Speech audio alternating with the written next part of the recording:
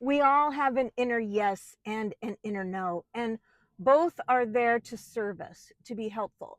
The inner no isn't negative or selfish, and the inner yes isn't reckless either. It's curiosity or aliveness. And when something leaves us drained or feeling a little bit resentful, it's maybe because the no was a little too quiet, but present, but we weren't listening to it, probably. And most of us were taught to override our no in order to be polite. We don't want to say no to people. Polite or helpful or easy to get along with. Noticing it doesn't mean that we did it wrong. When we noticed that we had a no and didn't listen to it, it just means that we're becoming more aware of that little voice in our heart. Again, so much of these intentions have been around listening to our inner voice and our intuition, and this is no different. When we ignore our yes, it's just as commonly as a result of a fear. We say no to opportunities because of uncertainty, self-doubt, or fear of an inconvenience, maybe. And that hesitation doesn't mean that a yes wasn't real. We felt it. Sometimes the inner yes feels like excitement mixed with maybe a little bit of anxiety. And have you ever heard that fear in the body, fear and excitement feel, or um, on a biological level, it's kind of the same? Increased heart rate, maybe sweaty palms, maybe you feel a little jittery even. That could be fear, or it can also be excitement. So sometimes we can reframe something that we're experiencing some fear about and just say, actually, I'm excited.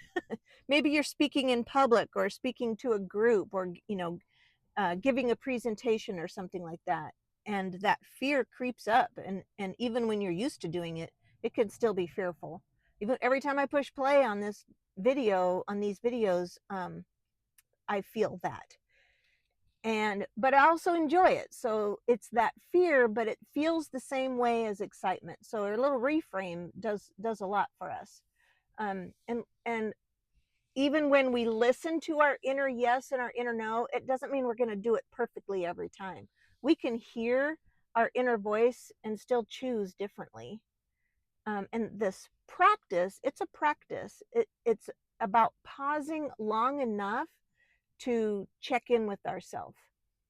And even just a brief moment of awareness can change our relationship with ourselves and reinforce the listening to our intuition, our inner voice. And as a result of all of that, our self-trust is going to grow as we more and more learn to honor the signals that our body is giving us, whether it's the sweaty palms, but like check in with yourself. Is that excitement or fear? And being able to reframe and reframe it, but also like rename it. It's not fear, it's excitement. And just see if that helps. There's no judgment. There's nothing. We're not going to get down on ourselves or anything like that. It's all about being gentle and just raising an awareness. So both the yes and the no, when we feel it in our body and we're thinking it sometimes, it's protecting our own energy, and there's nothing to apologize for either. And sometimes we may feel a no, but make the choice to say yes in full awareness, for whatever reason. Um, I can say that I am sort of an extroverted introvert. And sometimes that car looked like he was headed right for me in my rearview mirror. Sometimes I will, here's an example. A few days ago, not my entire family, but, many of my family were gathering at my nephew's house for a football game. and I don't love football. And it felt like it was maybe going to be like this loud football party that I don't even really like football, and I wasn't going to go. And then I got a personal phone call from my niece and said, "Please come." So I did. I went, and then I was really glad that I went. It was not a rowdy football party. It was super chill, and it was fun, and it was lovely, and I'm really glad I went.